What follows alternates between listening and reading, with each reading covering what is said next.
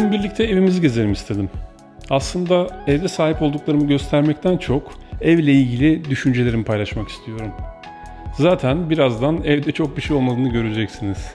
Yani göstermeye değer çok fazla bir şey yok ama bu sadeliğin içinde konuşacak çok şey var. Ev 1+1. Yatak odası ve salon dışında bir oda olmadığı için salonu doğru tasarlamak bizim için çok önemliydi. Herkes gibi bizim de en çok vakit geçirdiğimiz yer tabii ki salon. Aynı zamanda benim çalışma alanım burası. Az eşya var. Ayrılabilen bir L koltuk, hem yemek hem çalışma için kullandığımız bir masa, küçük bir kütüphane ve piyano. Duvardaki ayna ve bizim için her birinin anlamı olan birkaç tablo. Tüm eşya bu kadar.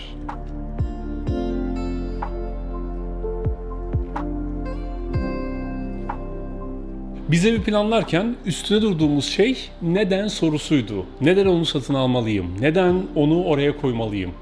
Bir eşyayı her gün aynı yerde görmek bana nasıl hissettirecek gibi sorular. Bunları sormak hem hayata karşı size bir farkındalık kazandırıyor hem de bulduğunuz cevaplar sadece evinizi değil hayata bakışınızı şekillendiriyor. Çünkü şunu fark ediyorsunuz, yaşayacağınız evi planlamak aslında yaşayacağınız hayatı planlamaktır. Minimalist bir ev kurmak bize neden sorusunu sormayı alışkanlık haline getirdi ve neden onu satın almalıyım, neden onu oraya koymalıyım sorularının peşinden de neden böyle düşünüyorum geldi. Ez cümle evimizde tatmin edici cevaplar alamadığımız hiçbir şeyi bulundurmamaya çalıştık. Koltuk takımı almak istemedik çünkü 2 kişiyiz ve ev küçük. Ayrılabilir bir L koltuğun işimizi görebileceğini düşündük ve tam tahmin ettiğimiz gibi çok da memnun kaldık bu sistemden. Evler insanlara uygun tasarlanmalı bence. İşleri kolaylaştırıcı, evde vakit geçirmeyi sevdirici olmalı. Güneşli havada şu an piyanonun olduğu yer salonun en aydınlık yeri oluyor. Birkaç dakika içinde koltuğu oraya çekerek harika bir orman manzarasına sahip oluyorsunuz. Ayrıca öğlen kestirmeleri için de ideal bir nokta oluyor. Misafir geldiğinde de koltukları karşılıklı koyarak kullanışlı hale getiriyoruz.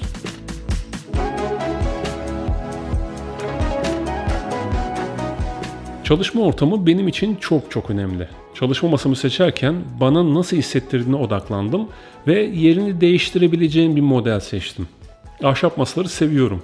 Dokulu, canlı ve daha dinamik oluyorlar. Genellikle bu masada çalışıyorum. Bazen de yerini kolaylıkla değiştirebildiğimiz şu küçük masayı kullanıyorum.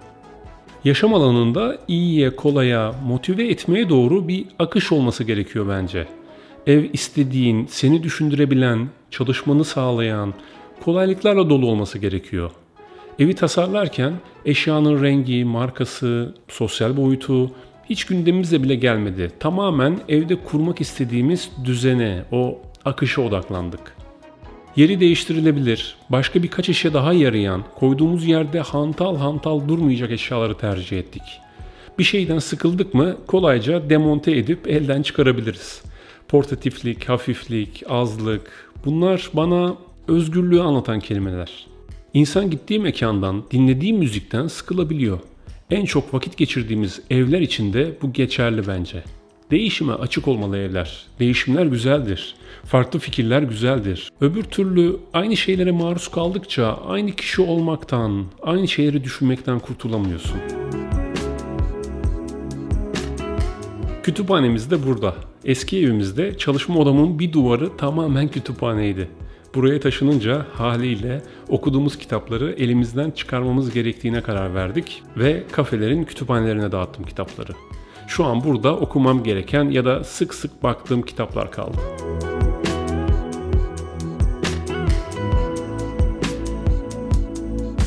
Her evde olduğu gibi evin en güzel duvarını inşaat sırasında televizyona ayırmışlar. Evimizde bir televizyon yok ve biz sevdiğimiz bir hobiye ayırdık bu duvarı. İkimiz de seviyoruz piyano çalmayı ya da çalamamayı demeliyim. Hayatlarımızın çoğu evlerde geçiyor. O evde bir televizyon olması, o evi paylaştığın kişiyle iletişimine zarar vereceğini düşünüyorum. Aynı şekilde misafirlerinle, hatta insanın kendisiyle bile iletişimine zarar verir. Salonda geleneksel eşyaların olmaması çalışmalarda genelde güçlük çıkartan o ev ortamı hissiyatını dağıtıyor. Bilgisayarın başına geçtiğimde ben bayağı ofiste oluyorum. Dinlenmek için koltuğa uzandığımda ise kendimi çok huzurlu bir yerde hissediyorum. Burada bir aynamız var. Aynayı bir dekorasyon için değil, odaya derinlik katması ve evin karanlık noktasında ışığı dağıtması için düşündük. Özellikle küçük evler için bence çok mantıklı. Bu arada aynayı hazır almadım. Camcıdan istediğim ölçüde ve renkte aynayı kestirip arkasına MDF yapıştırdım ve duvara kendim monte ettim. Kendi uğraşınız olunca da bilirsiniz nesneler anlam kazanmaya başlıyor. Aslında evi gezerken anlatmak istediğim şeylerden birisi de buydu. Her geçen gün daha fazla insan arasında yayılan, önemli olan şeyin eşyalar değil, deneyimler oluşu fikri. Genelde ne yapıyoruz? Markalarla, fiyatlarıyla, nesnelerin adetleriyle uğraşıyoruz. Çünkü bu bilgilere ulaşmak ve bunları göstermek kolayımıza geliyor. Ama derin düşünceye daha fazla vakit ayırabilirsek, görünenin arkasındaki nesnelerin hikayelerini keşfedeceğiz. Biz bu evde bunu çok güzel deneyimliyoruz. Sahip olduğumuz şeylerin hikayesinin ve anılarının marka ve adetlerinden çok daha derin, çok daha felsefi olduğunu görebiliyoruz. Örneğin bu duvarda evin televizyon için tasarlanmış 2 duvarından biri. Ama biz burayı hikaye, hayal kurma duvarı yaptık. Ben gemi inşaat mühendisiyim ve bu gemi eşimin bana aldığı ilk hediyeydi. Bu Koç Müzesi'nin girişinde görmüşsünüzdür. Sergilenen minyatür eserlerin sahibi, çok sevdiğim bir sanatçı olan Ufuk Akkafa'nın bana hediyesi. Bu resim geçen yıl Afrika'da Güzel İnsanlar Org olarak gerçekleştirdiğimiz proje dönüşü bana verilen bir hediye. Orada diktiğimiz mango ağacına uzanan çikolatamın fotoğrafının resmedilişi.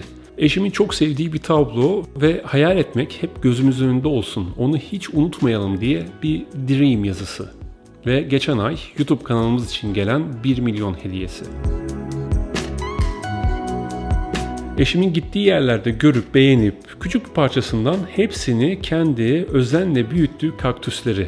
Onlara her gün bakıyor, her gün onlarla konuşuyor. Gözlemle, dinle, sus, az yargıla ve çok sor der Platon. Bir şeye sahip olmak kendimi gerçekleştirme yolculuğumda beni nereye taşıyor? İşte bunu sormaya çok alıştım. Ve bu soru yalnızca evde kalacak bir sorgulama değil. Bu herhangi bir insanın yaşamını değiştirecek bir bakış açısı. Yarı duvarla odadan ayrılmış bir mutfağımız var. Eşim gastronomi mezunu ve yemekle, gıdayla ilgilenmeyi çok seviyor. Öyle olunca da bu oda bizim buluşma duraklarımızdan biri haline geldi. Çayı da kahveyi de çok seviyoruz. İkisi, üçü bir aradalar. Sağlıksız olduğu için kendi sade kahvemi kendim yapıyorum. Bu arada bu aparatlara ihtiyacınız yok. Bu tarz basit bir metal filtre ile bardağınızda kendi kahvenizi demleyebilirsiniz. Açık mutfak çok kullanışlı ama minimalist bir ev için de bir o kadar tehlikeli bence.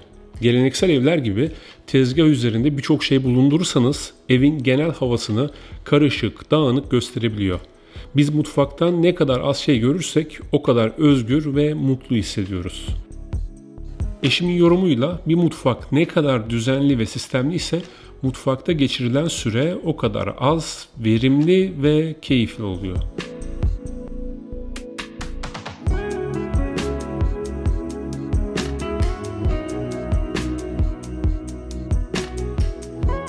Uyuduğumuz yerler çok önemli çünkü hayatımız boyunca en çok yaptığımız şey uyumak. Evin en çok ışık alan yeri burası. Sabah güneşin ilk ışıkları "Hadi kalkın işte size güzel bir gün" der gibi süzülüyor. Duvarlar ve dolap da beyaz olduğu için oda oldukça aydınlık.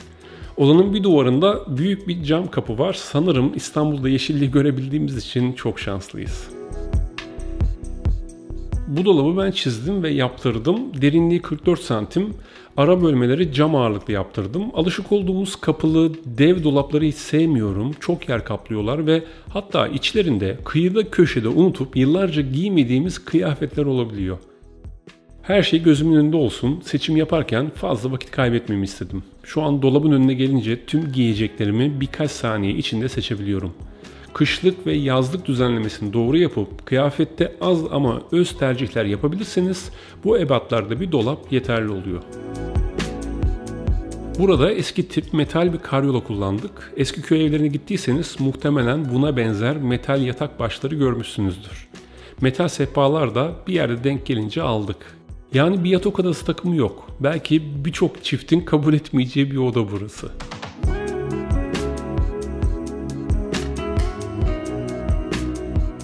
Ayna yine küçük evimize derinlik ve aydınlık katması için burada. eşimin çok sevdiği deve tabanı bitkisi. Evin en çok güneş alan yerini o kaptı.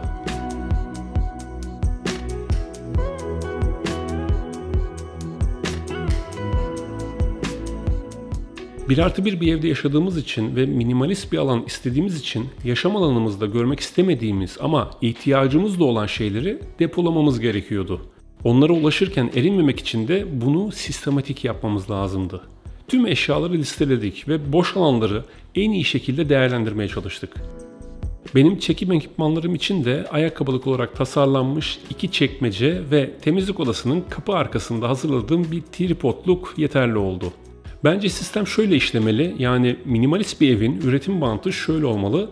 Sizi hiç rahatsız etmeyen ve gördüğünüzde size iyi hissettiren, mutlu olduğunuz eşyalar göz önünde olmalı.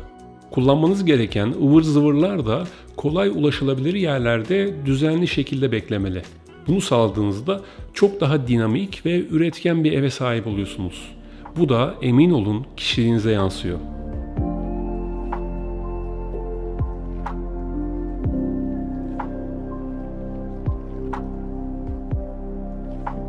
Bu arada unutmadan bizim minik bir balkonumuz var. Eğer misafirimiz varsa ancak çay kahve içecek kadar bir alanımız var. Kendisi küçük de olsa akşamları kahve keyfimize çok büyük anlamlar kattığını söyleyebilirim.